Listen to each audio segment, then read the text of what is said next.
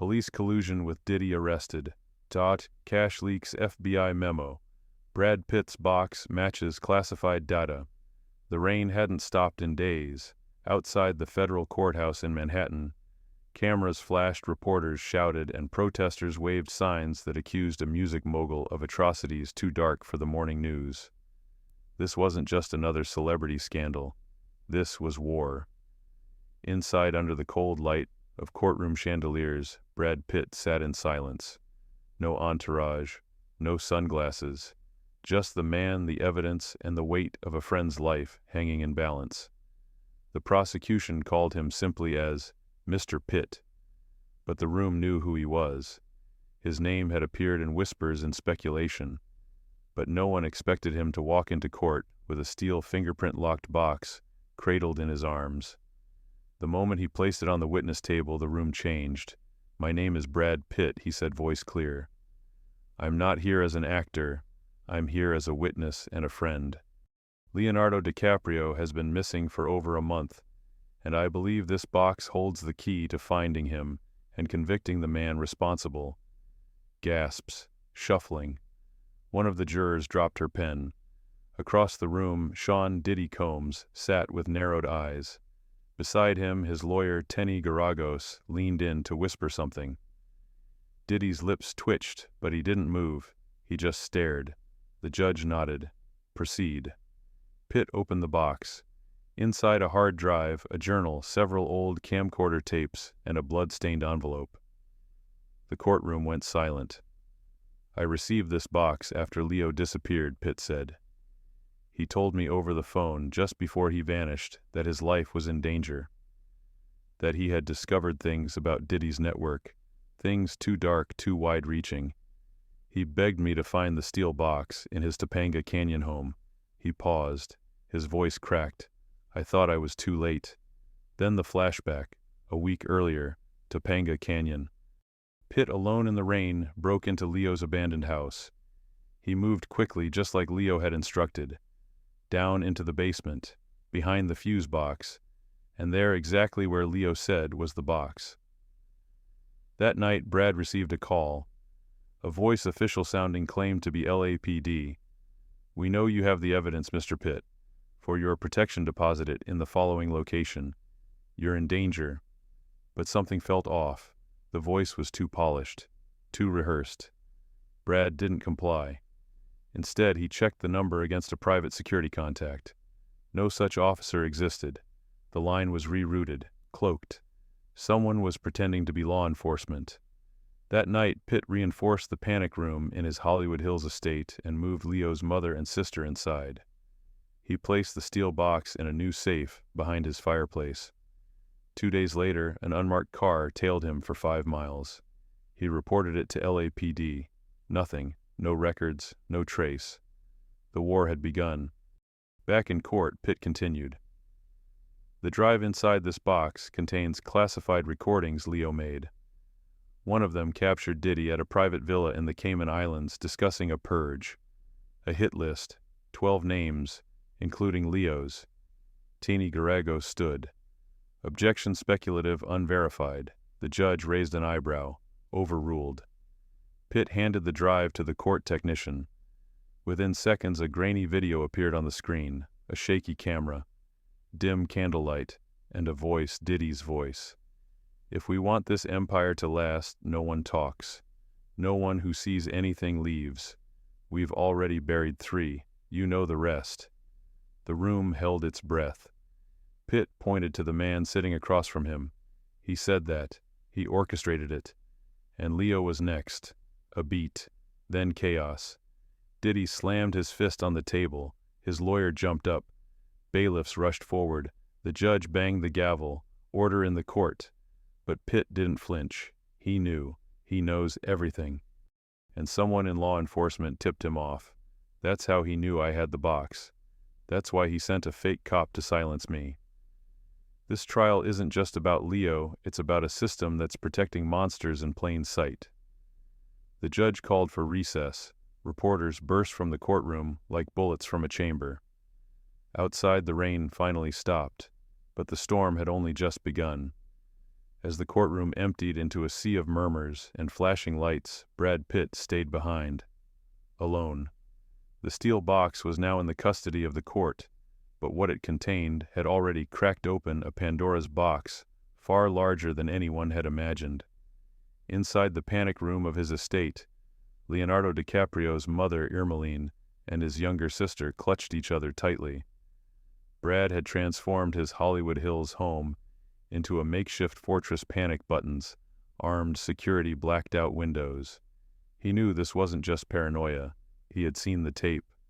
Days after Leo's disappearance, the first clue came: an unmarked brown envelope with a USB drive. No sender, just a single line: play this alone. Brad had obeyed. What he saw haunted him. Leo bound, beaten in a dank basement with concrete walls and a single dangling bulb. His voice cracked through the distortion. Don't trust anyone, even the cops. There's a mole. Diddy knows.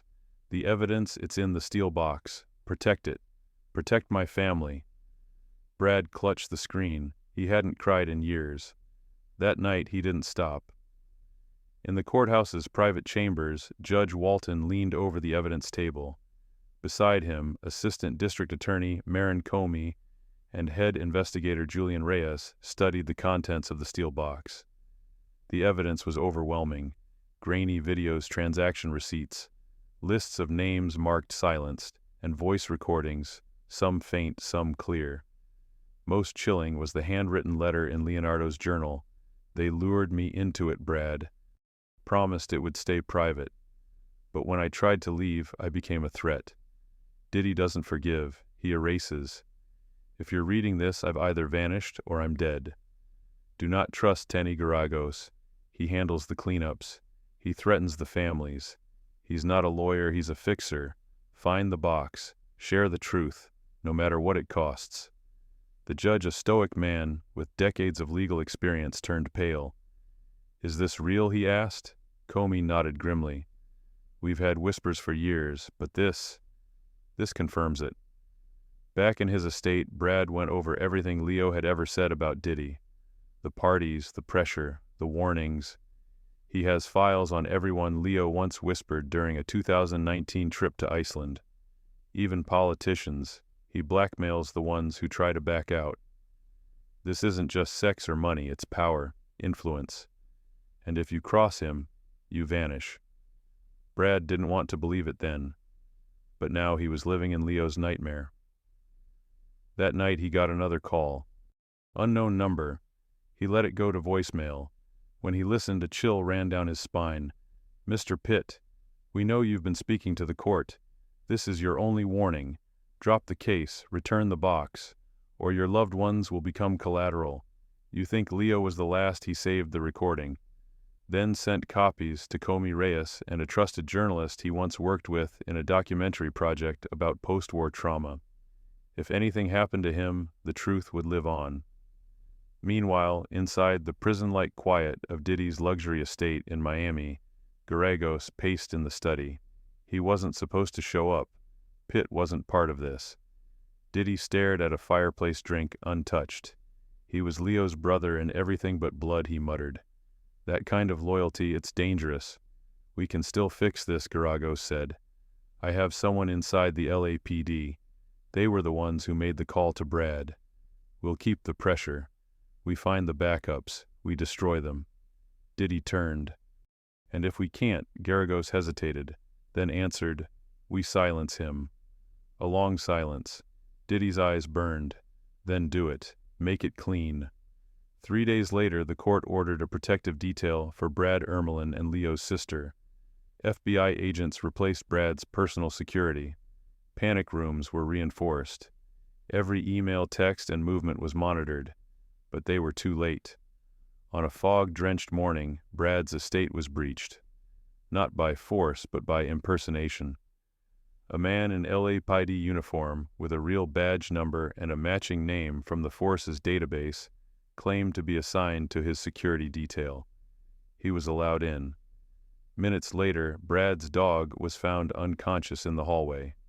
A silent alarm triggered when the steel fireplace safe was accessed. Brad, who had just stepped into the kitchen, sprinted back. Too late. The imposter was gone, so was the backup drive. But the original files were still in court custody. And what the imposter didn't know was that Brad, following Leo's instructions, had hidden a second backup in a location only Leo's mother knew. The attack pushed Judge Walton to act. Federal marshals were brought in. Witness protection options were activated. The courtroom now hosted one of the most high-profile criminal trials in U.S. history, and the world was watching. In the next session, Pitt addressed the court. Someone impersonated a police officer entered my home and tried to erase the truth. That's not coincidence. That's a coordinated operation. This isn't just about celebrity. This is about systemic corruption, law enforcement, entertainment, politics. Leonardo tried to expose it. Now it's on us. The gallery went silent. The judge ordered the court to proceed with full security. As Brad stepped down from the stand, he looked toward the defendant's table. Diddy didn't flinch, but for the first time his lawyer Garagos looked worried. Outside, reporters swarmed. The headlines the next day read, "Brad Pitt escapes. Assassination attempt, says Diddy targeting witnesses.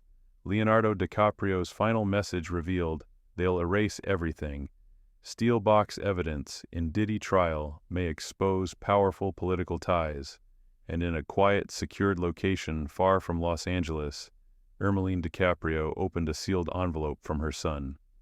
Inside the final coordinates, a third drive, a final safeguard, and a note. "Mom, if I'm gone, give this to Brad. He'll know what to do." The battle was far from over, but the war for truth had begun. 2 weeks had passed since the attempted breach at Brad Pitt's estate. The trial of Sean Diddy Combs had transformed into an international spectacle. Security at the courthouse was now tighter than most military bases.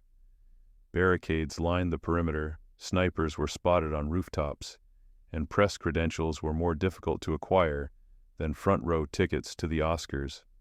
Inside the courtroom had taken on an electric charge.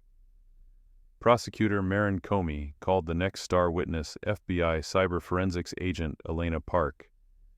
She had spent the last 6 days authenticating the digital evidence submitted by Brad Pitt and hidden by Leonardo DiCaprio. The metadata on all videos and documents matches the timestamps from devices known to be in DiCaprio's possession, Park explained. There is no indication of manipulation. Furthermore, satellite location data confirms his presence at the Cayman Islands villa during the secret recording. She clicked a remote. A grainy video came to life on the screen, Diddy in the shadows whispering names. The list of targets. A flicker of Leo's handwriting in a notebook beside him. The gallery gasped. One name on that list had never been leaked before an unnamed U.S. senator with classified clearance. Judge Walton paused the playback. "Are you certain this name matches current office holders?" "Yes, Your Honor. We've verified that the individual is Senator Tom Harris of Virginia." A collective murmur swept through the courtroom. Harris had just been re-elected and sat on the Senate Intelligence Committee. Outside the courtroom, panic unfolded. Harris's office issued a swift denial, calling the footage deepfake propaganda. But multiple independent analysts stepped forward, confirming the video's authenticity. Journalists who once hesitated now poured resources into investigating Diddy's decades of connections, from luxury hotel parties to Caribbean retreats. Former models and assistants began breaking NDAs. Stories emerged. "I was told to shut up or disappear," said one anonymous victim. "Now that Pitt's spoken, I can't stay silent."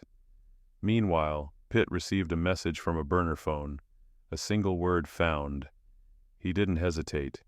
He drove to a remote airstrip north of L.A., escorted by federal agents. A man in a dark coat met him on the tarmac, holding a small satchel. Inside Leo's passport, his old notebook, and a USB drive. The man said nothing, only handed it off and vanished into the fog. Back in court, Pitt requested permission to present new evidence. The courtroom tensed as Judge Walton gave a nod. The USB drive was inserted. The screen lit up with security footage from a Paris hotel suite in 2021. Leo speaking to an unknown man. Diddy's laundering money through an art foundation. Fake auctions. That's how he moves the bribe cash. This goes beyond Hollywood, it's international. Next footage from Leo's retreat in Topanga. Him cataloging names, dates, photographs. A self-shot video. I don't know who I can trust anymore. If you're watching this, they found me. Brad, protect Mom and Sky. Don't let them erase me. Pitt couldn't hold back. He stood turned to the judge. This man is more than my friend. He risked everything. If you dismiss this, you're not just failing Leo. You're failing every silent victim. A beat of silence. Then applause from the gallery, cut short by the judge's gavel. Order, Walton barked. We are not here for theatrics, but I will say this. The court will accept the drive as formal evidence. Diddy didn't flinch, but Garago, seated beside him, finally broke into a sweat. That night, a leak surfaced online. Audio files from the drive tied to Project Babylon were uploaded to a whistleblower platform. Mainstream media exploded. Breaking: Diddy linked to global human trafficking ring, leaked audio implicates. Senators, CEOs in cover-up witness protection failures. FBI scrambles to protect Brad Pitt. Meanwhile, in a Manhattan parking garage, a man handed a worn notebook to a journalist from The Guardian. Leo gave me this for safekeeping. If he's gone, the world deserves to see it. The notebook contained diagrams, flight logs, cryptic sketches.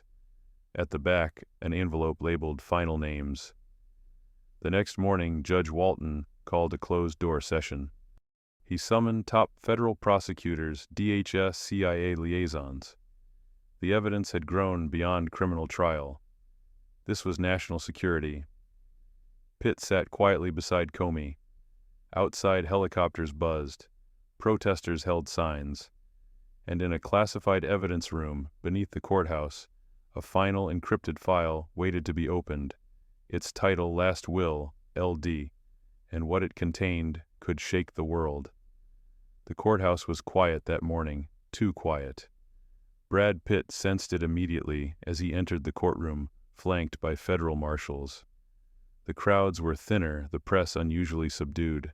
Something had changed. Inside, Judge Walton reviewed motions from the previous night. Just as proceedings were about to resume, a court officer handed Brad a folded note.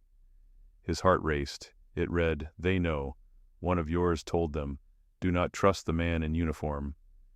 Brad crumpled the paper and turned to Prosecutor Comey. "We've been compromised." Before she could respond, a new figure entered the courtroom, a man claiming to be FBI Special Agent Tony Wells, dressed in full regulation suit, badge in hand.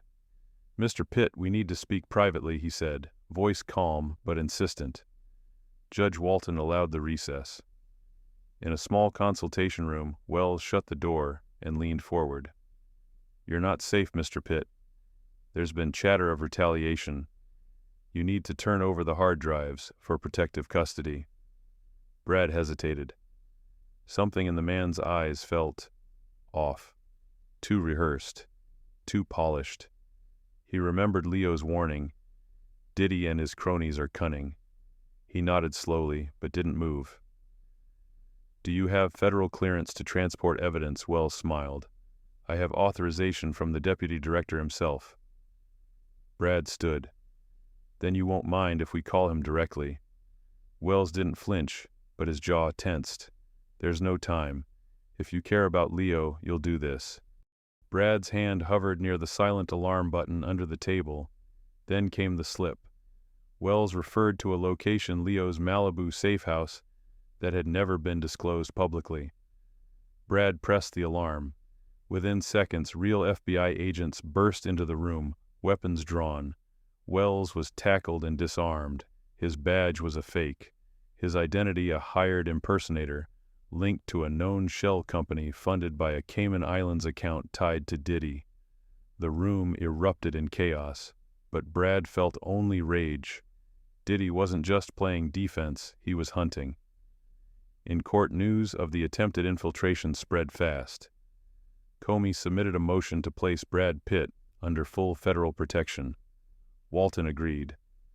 The judge then ordered Tenny Garagos to appear before the court to respond to allegations that members of Diddy's legal team may have known about the impersonation attempt. Garagos scoffed, "This is absurd. My client is on trial, not orchestrating espionage." But the prosecutor wasn't done. "Then why did one of your paralegals receive a $250,000 wire transfer from the same Cayman account?" Gasps rippled through the gallery. Walton's face darkened. "Mr. Garagos, you are now under investigation for obstruction of justice." Garagos went pale. Outside the courthouse, the crowd swelled. Protesters, press, and supporters of Brad gathered in droves. Justice for Leo trended globally. Back in the secure evidence room, the encrypted file labeled Last Will, LD, was finally unlocked. It contained video confessions, unreleased footage, audio logs, and a master list of Diddy's beneficiaries, and enablers' names that crossed political, entertainment, and financial sectors. Included were 2 sitting senators, 3 Fortune 500 CEOs, 4 prominent producers, 1 ex-CIA asset, all with documented evidence of bribes, abuse, or knowledge of Diddy's criminal network. Brad watched in horror. The reach of the empire was worse than imagined. Leo hadn't just vanished, he'd uncovered an infrastructure built to protect the predator at the center. And now everyone who touched the case was in danger. Comey stood at the podium the next day, visibly shaken. "We are no longer prosecuting one man. We are confronting a system designed to shield him." Judge Walton leaned forward, "And we will take it down piece by piece." But even as the courtroom steeled itself for battle in a darkened hotel room in Midtown, another figure watched the trial unfold on a secure tablet. His phone buzzed. Text received, "Phase 2 ready. Should we proceed with Pitt?" The reply was a single word: wait, because the game wasn't over. It was just evolving. The courtroom lights flickered as Part 5 began. Brad Pitt, now under round-the-clock federal protection, was escorted by U.S. Marshals through a private entrance. He looked exhausted, pale, but resolved. Marin Comey opened proceedings with new evidence from the decrypted hard drive, internal emails between Diddy's team and high-level consultants that showed premeditated strategies for blackmail and bribery. These communications laid out how victims were silenced, including threats, payouts, and, in at least one case, forced institutionalization. A second message chain showed coordination between Diddy's attorney, Tenny Garagos, and a now-suspended senior NYPD officer. Together they worked to intercept whistleblowers before they could reach federal authorities. The courtroom gasped. This, Comey declared, holding a printed transcript, is no longer merely defense misconduct. This is criminal conspiracy. Judge Walton called a recess to consider the submission of a grand jury review for Garagos. Outside, the storm was intensifying. Protesters clashed with security barriers. Anonymous sources leaked Garagos' involvement to major outlets. In less than 2 hours, headlines read, "Diddy's legal team implodes." Back inside, Brad Pitt took the stand again. "I'm not afraid anymore," he said. "They tried everything. I've lost friends. I've lost trust, but I haven't lost the truth." He detailed a chilling encounter from 2 years prior, one that had never been made public. Leo had confided in him during a charity gala in Berlin. Leo had said, "Brad, if something ever happens to me, don't go to the cops. Go to the press. They can't kill a story once it's everywhere." Brad's voice cracked. "I should have listened sooner." Comey then played unreleased footage from the steel box, Diddy surrounded by masked figures presiding over what appeared to be an initiation ritual. Chants echoed. The footage ended with an oath being sworn to protect the circle above all else. A juror fainted. The court paused for medical assistance. When proceedings resumed, Comey revealed satellite data flights, logged from Diddy's private jet to offshore islands, confirmed to match the alleged trafficking locations from Leo's Project Babylon documents. But the most explosive moment came from a surprise witness, Ermelin DiCaprio Leo's mother. She walked slowly to the stand. Dressed in all black, she carried a locket with Leo's photo. "I haven't spoken until now," she said softly. But my son was terrified. He knew they were watching. He knew that if he screamed, it would echo into a void. So he whispered to Brad. And Brad listened. She turned to the jury. "Now, I ask you to listen too." The jury was visibly moved. Even the judge took a moment to compose himself. After her testimony, Comey filed a motion to subpoena all digital records linked to Diddy's security firms. Walton approved it immediately. Outside, the public fervor exploded into activism. Rallies were held in major cities. Celebrities began to speak out. Social media campaigns, led by survivors and whistleblowers, surged under the hashtag #BreakTheCircle. But behind the scenes, retaliation loomed. A second impersonator, this time posing as a federal agent, was intercepted trying to access the courthouse records. He carried a silencer and burner phone. The phone's last text read, "Room 317 confirmed. Target alone at 9. Brad Pitt was in room 317 that morning. Thankfully, his marshals had rotated schedule at the last minute. A twist of fate, or someone still watching over him. In the safe house that night, Brad scrolled through messages from Leo on an old backup phone. The last unsent draft simply read, "They'll try to erase everything. Don't let them." Brad whispered to the screen, "I won't." Across town, Diddy sat silently in a hotel suite, surrounded by legal consultants. But something had changed. His facade was cracking, his calls were going unanswered. Donors were backing out. He poured a drink and stared at a news anchor reporting the courtroom drama in real time. Then came a knock. An unmarked envelope was slid under the door. Inside a still frame of the latest courtroom video, his face lit by firelight in the ritual footage. Scrawled across it in red ink, "We see you now." The morning after the attempted courthouse infiltration, the atmosphere in Judge Walton's courtroom had evolved into something closer to a siege. Concrete barricades now surrounded the building. Federal agents stood shoulder to shoulder at every entrance. Brad Pitt arrived by armored van. Inside, the court resumed under the highest security protocols. Marin Comey introduced new forensic evidence metadata from the steel box files, proving the recordings had been transferred directly from Leonardo DiCaprio's personal encrypted drive. This eliminated all speculation of fabrication.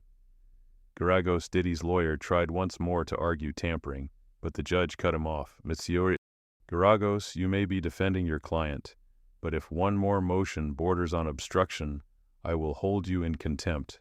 Gasps. Silence. Then the sound of a gavel. Testimony resumed with a cyber forensics expert who traced anonymous cryptocurrency payments linked to witness payoffs. The ledger trail ended in one name, Diddy. Outside protests surged, but something else did too. An anonymous whistleblower released internal documents from the entertainment firm that managed Diddy's business holdings. These revealed decades of systematic cover-ups involving not just celebrities, but political donors and law enforcement contacts. Social media exploded. Vault 7 Truth became the #1 trend worldwide. Inside the courtroom, the heat intensified. Brad Pitt took the stand for the third time. This time he held a small envelope, a letter Leo had written but never mailed. "To my dearest friend Brad," he read. "If you're reading this, I'm gone, but my voice isn't. Everything I gathered, it's in the box. They'll say I'm insane, discredit me, but the truth survives only if someone's brave enough to speak it. I hope that's you." Brad looked up at the jury, eyes glistening. "I won't let him vanish in silence." The prosecution's next witness was a bombshell. Former NYPD officer Marcus Tay, recently terminated, stepped in escorted by federal agents. He looked straight at the judge. "I was the leak. I told Diddy that Brad had the files. I was paid $500,000 in crypto to ensure Brad never made it to court. I regret everything. I'm here to help now." He provided names, accounts, dates, and most chilling, the hit list, a digital log of planned eliminations. Brad's name was fourth. Courtroom security tightened further. The judge granted witness protection for Tay and ordered immediate investigation into the other targets. Meanwhile, a secret panel of federal judges began reviewing the full contents of Project Babylon. Comey concluded the day's argument with a 12-minute highlight reel of raw footage Diddy in clandestine meetings, abusing women, paying off officials. The jury watched in horrified silence. As the day ended, a sealed verdict envelope was handed to Judge Walton.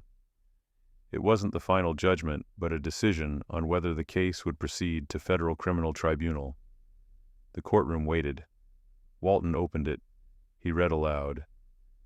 In light of overwhelming evidence and under the purview of national security statutes, the case of the United States versus Sean Combs will proceed to federal tribunal. Effective immediately, all assets of the defendant are frozen. Court adjourned. Uproar, relief, panic. Brad Pitt sat back in his chair. His hands trembled, but this time not from fear. Justice was no longer a question, it was in motion.